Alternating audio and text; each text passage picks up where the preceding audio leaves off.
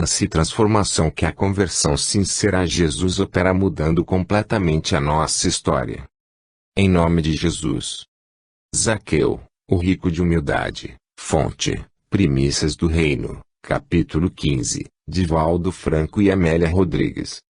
Segregados, os publicanos ou arrecadadores de impostos constituíam classe detestável, vivendo sob chuvas de ódios e sarcasmos. O pão, adquirido com o suor da aflição, carreava a aflição daqueles que estavam constrangidos ao resgate das pesadas taxas, impostas pelas hostes vitoriosas que dominavam Israel. Jericó era um centro de atividades comerciais e urbe famosa, que hospedava Cleópatra, no passado, a qual se encantara com seu leve, perfumado ar. Embelezada por Herodes e Arquelau, o seu casario suntuoso e suas vivendas palacianas de mármore se destacavam pela austeridade e beleza de linhas. Situado um pouco sobre o Vale do Jordão, beneficiava-se, nos dias tórridos, com as lufadas e a brisa fresca, e nos dias frios a temperatura se mantinha agradável sem quedas baixas. Conhecida por seu centro comercial, era escolhida pelos negociantes, cambistas, peregrinos e caravanas que demandavam os diversos países do Oriente, recendendo, ao entardecer, o aroma das rosas abundantes, espalhadas em toda parte. Campos e relvados eram sombreados por sicomoros, romanzeiras, amendoeiras e são picados por flores de vermelho forte amareladas, em tons de ouro. Suas rechãs cobertas de trigos e canas de açúcar rivalizavam em esplendor com as plataformas coloridas pela balsamina abundante que lhe oferecia um ar de beleza risonha e primaveril. As tamareiras, as mais célebres em Israel, produziam 3 espécies distintas, e suas tâmaras possuíam o dulcíssimo sabor do mel. Sua alfândega regurgitava e os negócios atingiam altas e expressivas somas. Jericó, esplendente, e de economia pujante, era a rota para Jerusalém. Zaqueu adquirira, com a vitória em asta pública, o direito à arrecadação dos impostos, em Jericó, e com eles a herança amaldiçoada que os acompanhava. Residindo em suntuoso palacete, amealhara alto cabedal de moedas, adornar o reduto doméstico com obras de arte vindas de muitos países e se cercava de luxo, de modo a encher de bens externos o vazio do coração, por saber-se detestado por toda a cidade. De índole afável, justificava o ofício com a explicação de que não eram poucos os filhos de Israel que o disputavam diante dos emissários de César. Quanto possível procurava dissipar as nuvens carregadas de malquerência e animosidade que lhe sombreavam os dias. Tentativas e tentativas, porém, redundavam inúteis. Redobrava esforços e o descoroçoamento era desanimador. Escutava, algo irritado, as ameaças escapadas entre dentes, daqueles que se viam obrigados a liberar-se do infamante dever de pagar o tributo a César, através dele.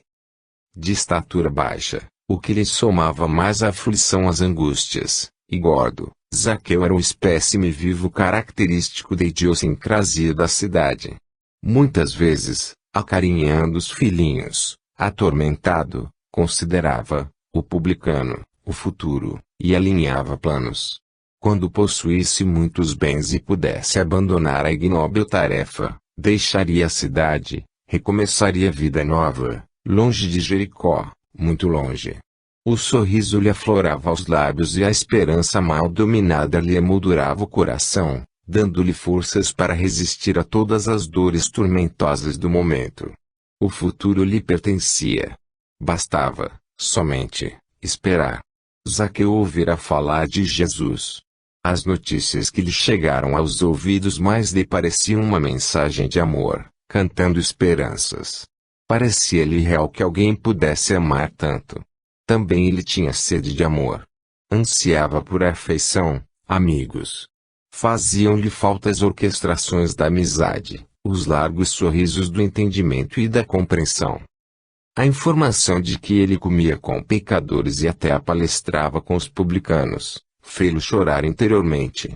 E as lágrimas aljofraram mais fortes, quando seus auxiliares, Na alfândega, disseram, com segurança, que entre os que o seguiam com ardor, havia, publicano, também, que ele arrancara de uma coletoria. Admiração e afeto empolgaram Zaqueu por aquele desconhecido. Às vezes, meditando, anelava vê-lo, ouvi-lo, conversar com ele. Nenhum acreditava que ele fosse o Messias. Sua palavra viajava no ar, seus feitos eram de todos, em todo lugar conhecidos. Amavam-no os infelizes, os deserdados de esperança, os espezinhados, os proletarii. Odiavam-no os que o temiam, porque nele reconheciam o Salvador. Bartimeu, o cego, vivia em Jericó desde quando Zaqueu podia recordar. Com escudela miserável, mendigava pelas ruas e nas estradas. Na alfândega, com frequência, Zaqueu o socorria. Gostava de atender à miséria, amenizar a dor, ele que sabia o travo da sociedade. Esses, os sofredores, não lhe denegavam a moeda antiga, que os puritanos e zelosos da lei recusavam ofertar, guardando no semblante de falsa pureza a expressão constante de asco. Bartimeu, cego e desprezado, tinha algo em comum com ele, Zaqueu, a soledade que encaminhavam ambos, no meio do povo. Em pleno março do ano 30, em certo entardecer, Jericó tomava aspecto festivo. Desde há alguns dias, a cidade hospedava peregrinos que demandavam a Páscoa, que seria celebrada com toda a pompa, em Jerusalém. No entanto, aquela tarde, o movimento era inusitado.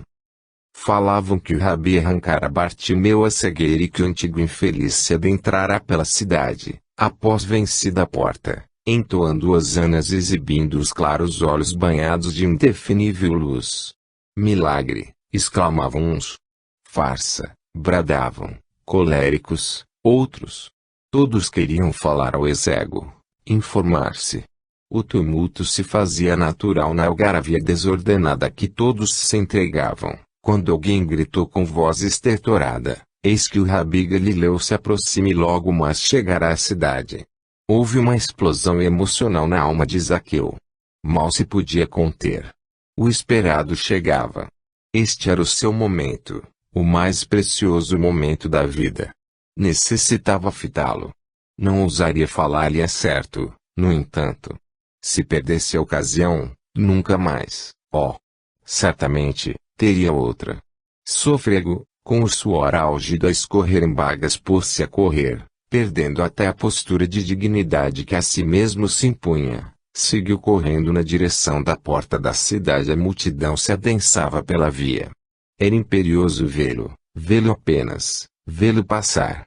Agoniado, sob o domínio de mil inquietações, de relance, sabendo-se impossibilitado de vislumbrá-lo sequer, pois que, baixo, não podia olhá-lo, obstaculado pelos que se postavam à frente, à orla da estrada, e detestado, não encontraria quem lhe cedesse lugar. Enxergou velho e vetusto sicomoro de fácil acesso, e desgalhado por sobre o caminho.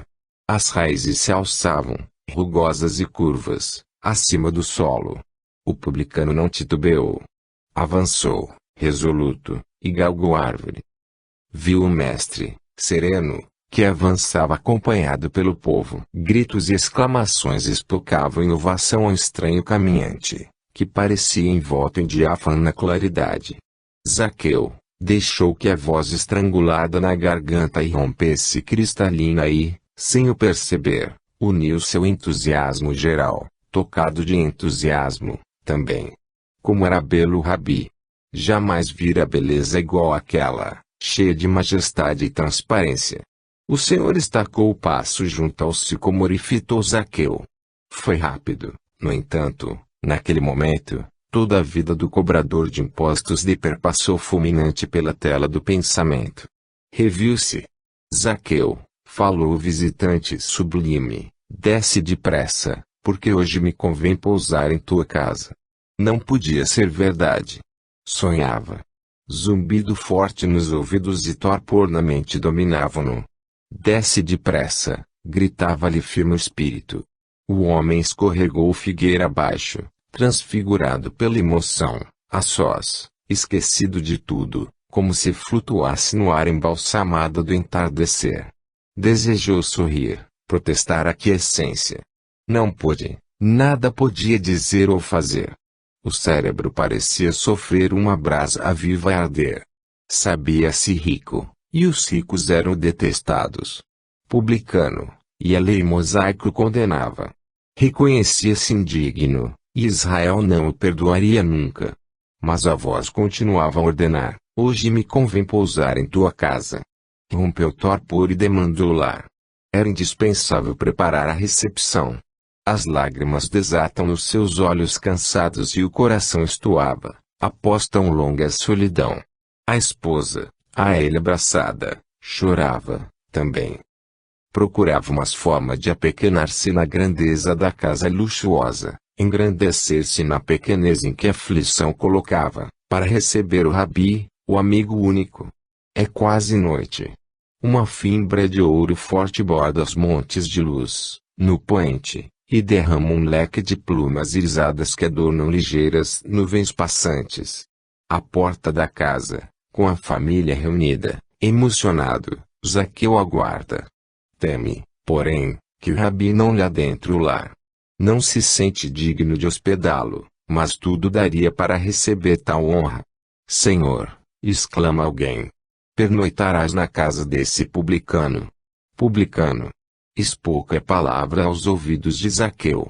A marca esculpe no dorido e ansioso coração de Zaqueu a dor, em fogo.